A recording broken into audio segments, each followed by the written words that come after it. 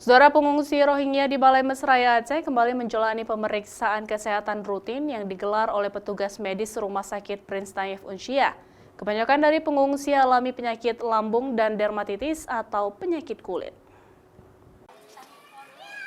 Pemeriksaan kesehatan bagi pengungsi Rohingya rutin dilaksanakan oleh petugas medis Rumah Sakit Prince Naif Unsia atau rumah sakit rujukan yang ditunjuk IOM untuk menangani pengungsi Rohingya di Aceh.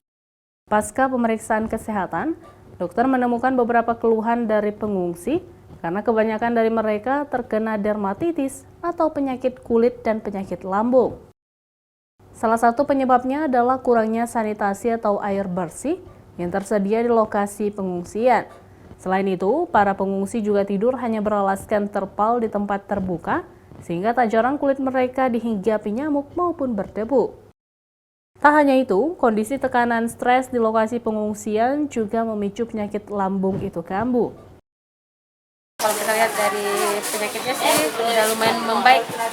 Itu dari dibandingkan dengan pertama kami kemarin. Kayak misalnya kan kebanyakan ini penyakitnya kan penyakit kulit ya.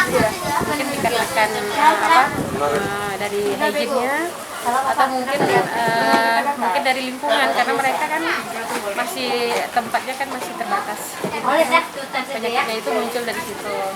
Atau bisa jadi pencetusnya mungkin karena stres. Karena kan yang namanya pengungsian ini kan kehidupan mereka mungkin lebih banyak tekanan ya. Dalam sebulan, ada 4 kali jadwal pemeriksaan rutin yang dilaksanakan oleh petugas medis tersebut.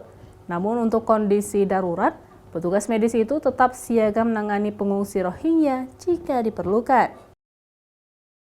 Nova Misdayanti, Kompas TV, Banda Aceh.